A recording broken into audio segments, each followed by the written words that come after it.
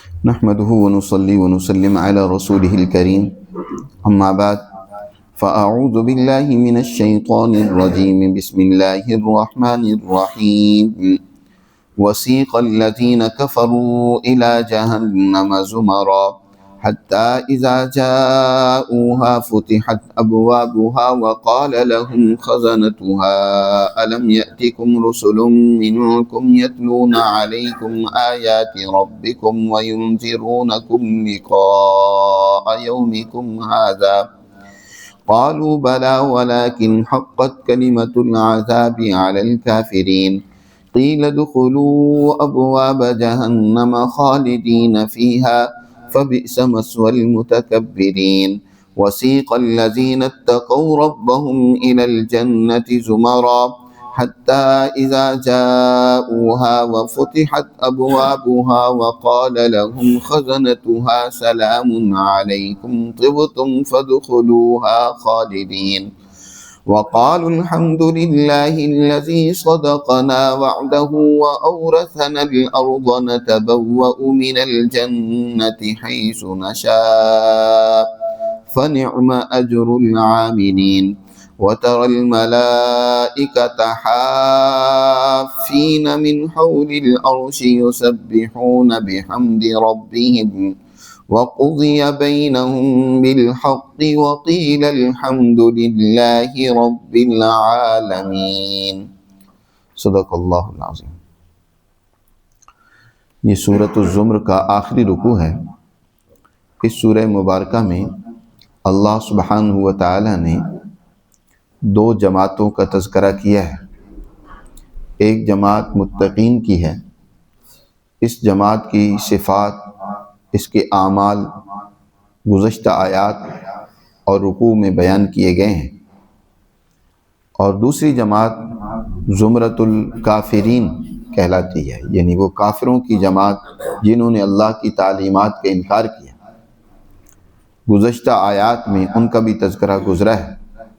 اس آخری رکوع میں ان دونوں جماعتوں کے آخری انجام کا بیان اور تذکرہ ہے۔ گزشتہ رکوع میں آخر میں یہ بات بیان فرمائی گئی کہ کل قیامت کے دن انسانی اعمال کے مطابق جزا و سزا کے لیے نظام عدل اور قضائے عدل جاری ہوگا۔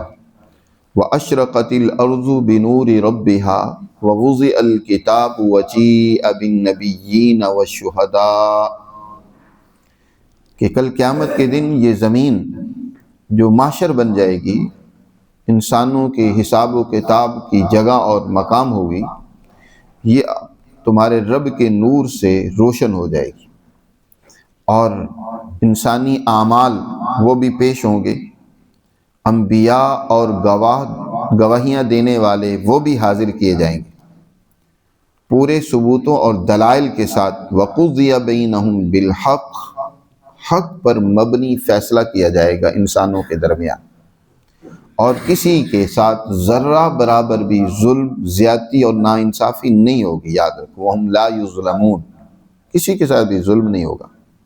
ہر انسان کو جو اس نے دنیا میں کسب کیا، عمل کیا، اچھا عمل کیا، اچھا کردار ادا کیا، اچھی سوچ رکھی، اس کے مطابق اسے بھی، اور برا عمل، برا کردار، بری سوچ، برے اعتقاد رکھنے والوں کو اس کے مطابق وَوُفِّيَتْ كُلُّ نَفْسٍ مَا عَمِلَتْ، ہر ایک کو اس کے عمل کے مطابق پورا بدلہ ملے گا۔ وَهُوَ أَعْلَمُ بِمَا يَفْعَلُونَ، اور یاد رکھو اللہ کے لیے ہر ایک عمل کے مطابق درست اور صحیح فیصلہ کرنا مشکل نہیں ہے، اس لیے کہ وہ خوب جانتا ہے جو یہ لوگ کر رہے ہیں۔ اللہ سے کوئی بات چھپی ہوئی نہیں ہے۔ اب جب فیصلہ ہو جائے گا تو اس کے بعد انہیں اپنی اصل آخری منزل، مقام اور ٹھکانے کی طرف لے جایا جائے گا۔ قرآن نے اس کا یہاں تذکرہ کیا اس رکوع میں۔ سب سے پہلے اس جماعت کا تذکرہ کیا ہے کہ جن کے اعمال برے تھے، ظلم پر مبنی تھے، فساد پر، اور جن کی نیت و اعتقاد غلط تھی۔ اللہ تعالیٰ ان کے بارے میں فرماتا ہے وَسِيقَ الَّذِينَ كَفَرُوا إِلَى جَهَنَّمَ زُمَرًا۔ سیق کہتے ہیں، ایک سائق ہوتا ہے، ایک قائد ہوتا ہے۔ قائد وہ ہوتا ہے جو آگے چلتا ہے، آگے رہنمائی کرنے والے کو قائد کہا جاتا ہے، اور ایک سائق ہوتا ہے جو پیچھے سے ہانکتا ہے، ریوڑ ہے۔ ریوڑ کے بھی بعض جب بڑے ریوڑ ہوتے ہیں نا تو کچھ لوگ آگے ہوتے ہیں، ایک آدمی آگے ہوتا ہے تاکہ وہ پورا ریوڑ وہ اس کے پیچھے چلے، اور باقی پیچھے سے ہانکنے والے ہوتے ہیں۔ تو وسیق الذین کفروا، اور ہانکا جائے گا، چلایا جائے گا ان لوگوں کو جنہوں نے کفر کیا، اللہ کی تعلیمات کا انکار کیا۔ کس کی طرف ان کو ہانکا جائے گا؟ الی جہنم، جہنم کی طرف، زمرہ، اور گروہوں اور جماعتوں کی صورت میں ان کو ہانکا جائے گا۔ یاد رکھیں کل قیامت کے دن انسان کا حشر جو ہے وہ اپنی پارٹی کے ساتھ ہوگا۔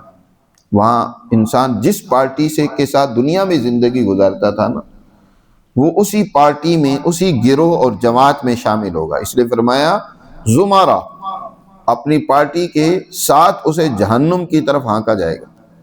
دوسری جگہ پر اللہ نے فرمایا یوم ندعو کل اناس بامامہم، اس دن ہم ہر انسان کو اس کے امام اور لیڈر کے ساتھ بلائیں گے۔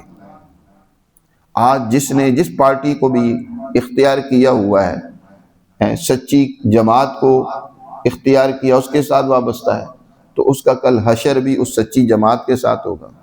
اور اگر انسان جھوٹے مفاد پرست خود غرض لوگوں کے ساتھ وابستہ ہے تو اس کا حشر بھی ان کے ساتھ ہوگا۔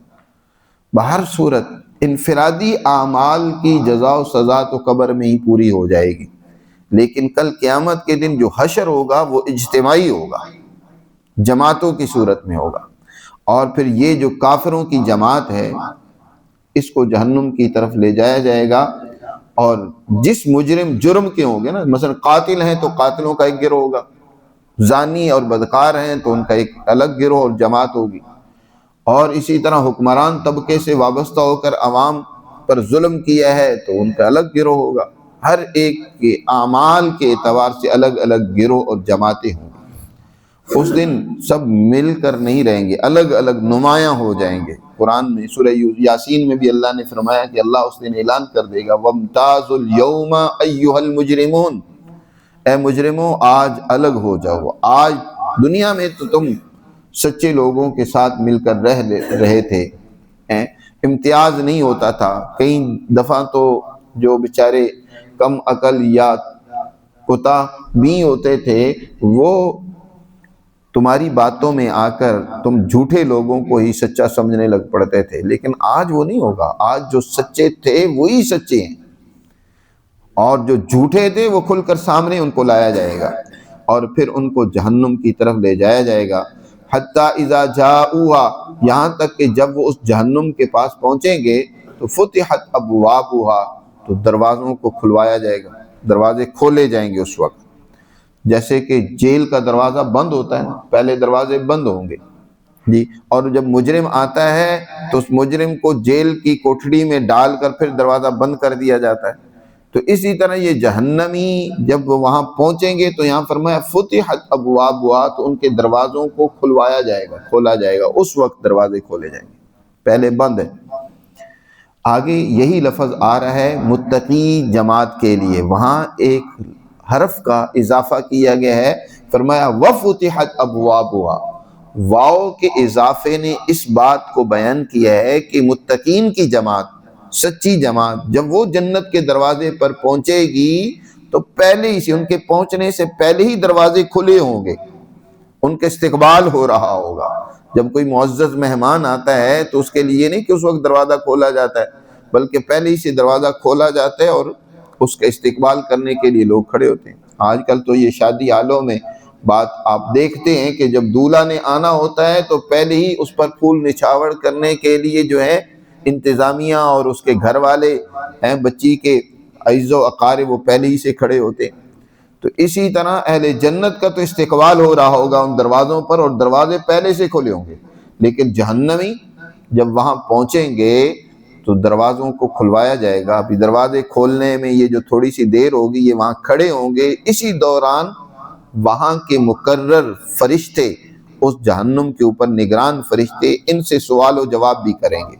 وہ اس کا قرآن نے یہاں تذکرہ کیا ہے، فرمایا وَقَالَ لَهُمْ خَزَنَتُهَا، اس جہنم کا جو خازن ہے، نگران فرشتہ ہے، وہ ان سے پوچھے گا الم یأتکم رسل منکم، کیا نہیں آئے تھے تمہارے پاس اللہ کے رسول تم ہی میں سے اللہ نے تمہاری طرف رسول نہیں بھیجے تھے؟ یتلون علیکم آیات ربکم، جو تمہیں پڑھ کر سناتے تمہارے رب کی آیات، وینذرونکم لقاء یومکم ھذا، اور تمہیں ڈراتے تمہارے اس دن کی ملاقات سے۔ کیا ایسے رسول تمہارے پاس نہیں آئے جنہوں نے تمہیں اللہ کے احکامات سنائے، تمہیں اس دن کی ملاقات سے ڈرایا، تمہیں خبردار کیا؟ تو وہ کہیں گے قالوا بلا، کیوں نہیں آئے تھے، لیکن ولیکن حقت کلمۃ العذاب علی الکافرین، ثابت ہو چکا ہے عذاب کا فیصلہ ان لوگوں پر جنہوں نے ان رسولوں کا انکار کیا، ان کی تعلیمات کو جھٹلایا۔ آج ان کے حق میں فیصلہ خداوندی ہے، ان کی سزا کا جاری ہو چکا ہے، لہٰذا اب ان کو سزا بھگتنی ہے۔ انہوں نے اس وقت انبیاء اور رسولوں، ان کے نائبین کی بات کو نہیں سنا اور اسی طرح خرمستیوں میں ڈوبے رہے، اپنی تربیت و اصلاح نہیں کی، اپنے آپ کو سنوارنے کی فکر نہیں کی، اور کہا جائے گا قیل ادخلوا ابواب جہنم، دروازے کھل جائیں گے اور فرشتوں کی طرف سے کہا جائے گا داخل ہو جاؤ جہنم کے دروازوں میں، خالدین فیہا، اور ہمیشہ اس میں رہو۔ فبئس مثوی المتکبرین، جو دنیا میں سرکشی کرتے تھے، جو دنیا میں متکبر اور ظلم و زیادتی کرنے والے تھے، اپنے آپ کو تیل ماخاں سمجھتے تھے، بڑا سمجھتے تھے کہ ہمارے جیسا تو کوئی نہیں ہے، ان کے پاس طاقت و قوت تھی، مال و دولت تھی، اس کے گھمنڈ میں انہوں نے اپنے آپ کو پتہ نہیں کیا کچھ سمجھ رکھا تھا۔ متکبرین کا ٹھکانہ یاد رکھو بہت برا ہے، جو دنیا میں بڑے بنتے ہیں۔ جی اللہ قرآن میں جو انذار ہے نا، وہ ظالموں کے لیے ہے، زیادہ متکبروں کے لیے، فسادیوں کے لیے ہے، غریبوں اور کمزوروں کے لیے اللہ کی انبیاء بھی بشیر بن کر آتے ہیں۔ ان کو ان کے اوپر جو دنیا میں ظلم ہو رہا ہوتا ہے، جو ان پر زیادتیاں ہو رہی ہوتی ہیں، ان کو اس سے نکلنے کے لیے ان کو خوشخبری سناتے ہیں کہ دنیا میں بھی تم نکلو، اپنے اندر تنظیم پیدا کرو، اپنے اندر اللہ کے احکامات پر عمل پیرا ہوتے ہوئے اپنے اندر جرت، بہادری اور دلیری پیدا کرو اور ان ظالموں کو شکست دو۔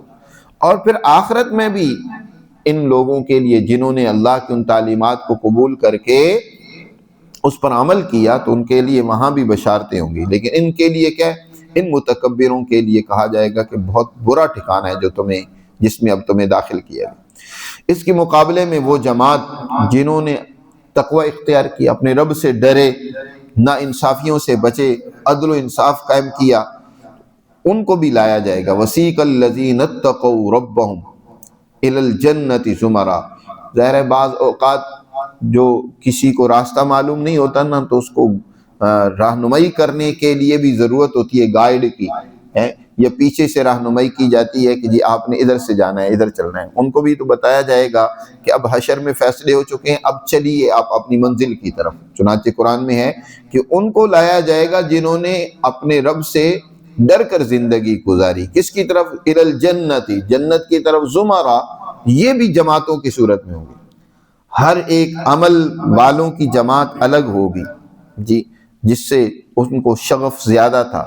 فرض تو سب ادا کیے ہر طرح کے، لیکن فرض کی ادائیگی کے بعد نفلی عبادات میں بعض کسی کو کسی عمل سے زیادہ شغف ہو جاتا ہے، کسی کو نماز سے ہے، کسی کو روزے سے ہے، کسی کو قرآن کی تلاوت سے ہے، کسی کو ذکر سے ہے۔ نفلی اعمال جس قدر بھی ہیں، ہر ایک کو اپنے مزاج اور طبیعت کے مطابق کسی ایک عمل سے بہت زیادہ مناسبت ہوتی ہے، وہ اس میں زیادہ آگے بڑھ جاتا ہے۔ صحابہ کرام رضوان اللہ تعالی علیہم اجمعین کو جن اعمال سے سب سے زیادہ مناسبت تھی، وہ انسانی خدمت، انسانی فلاح و بہبودی کے لیے قربانی دینا، عدل و انصاف کا نظام قائم کرنا۔ چنانچہ انہوں نے اس کے لیے جنگیں تک کی، اپنی جانیں تک قربان کی، شہید ہوئے، اور انہوں نے دنیا میں انسانی بھلائی کے لیے بہترین عدل و انصاف پر مبنی نظام قائم کیا۔ تو ان لوگوں کو اب جنت کی طرف لے جایا جائے گا، الی الجنۃ زمرا، حتی اذا جاؤہا، یہاں تک کہ جب یہ وہاں اس جنتوں کے پاس پہنچیں گے تو وفتحت ابوابہا، ان کے دروازے پہلے ہی سے ان کے لیے کھلا کھلا دیے جائیں گے، کھلے ہوں گے۔ وفتحت ابوابها، اس واو نے بتایا کہ وہ جب پہنچیں گے تو اس وقت حالت ہی ہوگی کہ دروازے پہلے ہی کھول دیے جائیں گے، اور ان دروازوں کو بھی نبی کریم صلی اللہ علیہ وسلم پہلے سے کھلوائیں گے۔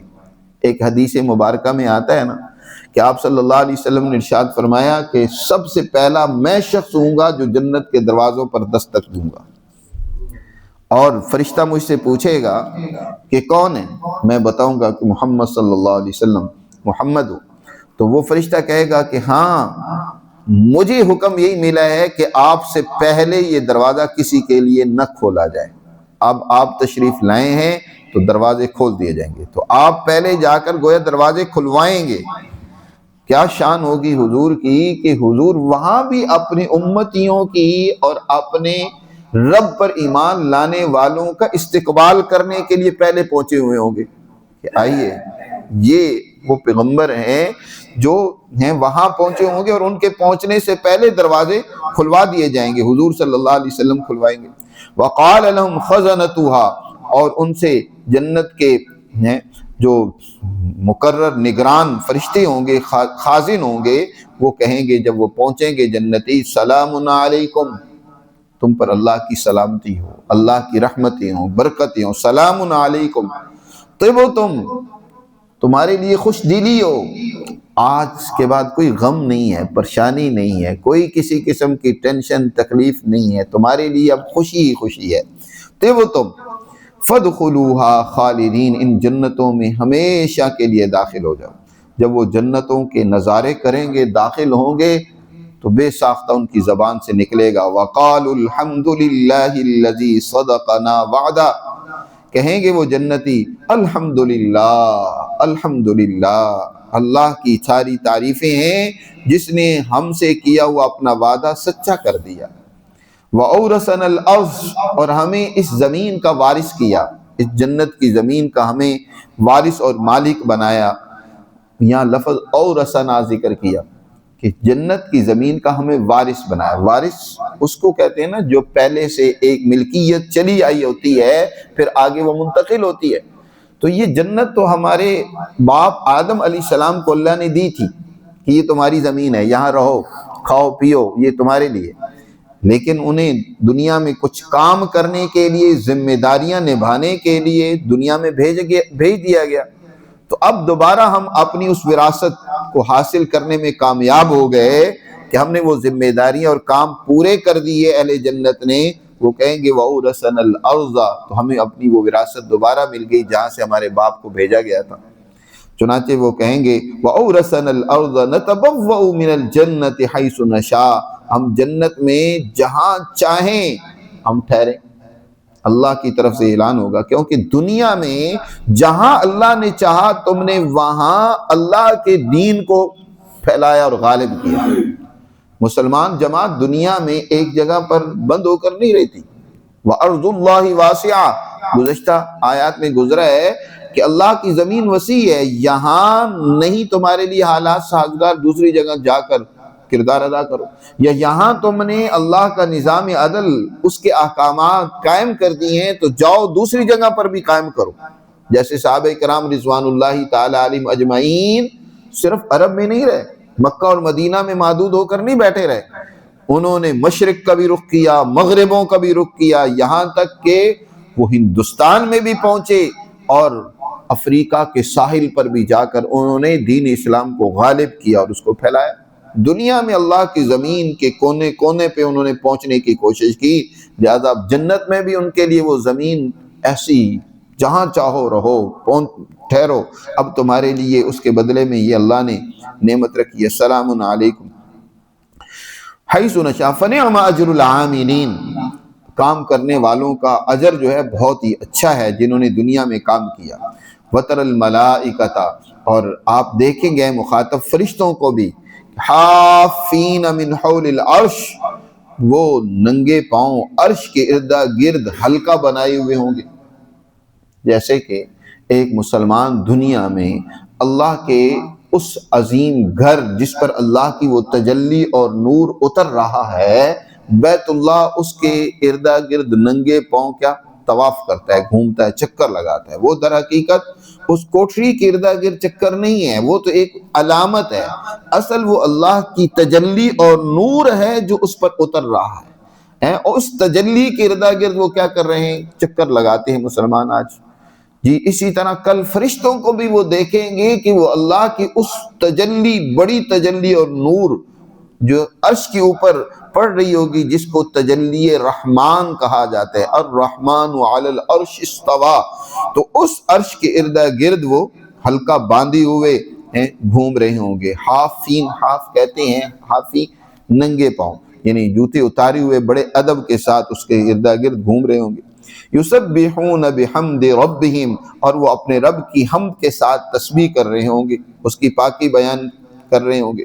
وَقُضِيَ بَيْنَهُمْ بِالْحَقِّ، اور انسانوں کے درمیان حق کے ساتھ، انصاف کے ساتھ فیصلہ کر دیا جائے گا، اور اس وقت کہا جائے گا الحمدللہ رب العالمین۔ پہلی انہوں نے تعریف کی جنت میں جو ہی داخل ہوئے، اس وقت انہوں نے جنت کی اس نعمتوں کو دیکھا تو کہا الحمدللہ الذی صدقنا وعدہ، اللہ کے وعدے کے سچا اور پورا ہونے پر اللہ کی تعریف کی۔ یہاں جو الحمدللہ کہہ رہی ہیں وہ اللہ کے اس حق پر مبنی فیصلے پر، جب وہ حق پر مبنی فیصلہ دیکھیں گے جس کے نتیجے میں یہ ساری نعمتیں مل رہی ہیں، تو اس پر وہ اللہ کی تعریف اور حمد و ثنا بیان کرتے ہوئے کہیں گے الحمدللہ رب العالمین۔ بالکل درست اور صحیح فیصلہ ہوا، ہماری محنت کو ضائع نہیں ہونے دی گیا، ہمارا کوئی عمل رائے گاہ نہیں گیا۔ آج انسان اپنے اعمال کو اہمیت نہیں دیتا، ایک ایک عمل کو بڑی اہمیت دیا کرو، اس کا پتہ کل چلے گا کہ یہ عمل میرے لیے کتنا قیمتی ہے۔ کسی کے ساتھ سچائی کا بول بولنا، بھلائی کی بات کرنا، کسی کی خیر خواہی کرنا، کوئی بھی نیکی ہو معمولی سے معمولی ہے، اس کو قیمتی سمجھنا چاہیے۔ اور ایک بات دوسری جو معلوم ہوئی کہ حضرت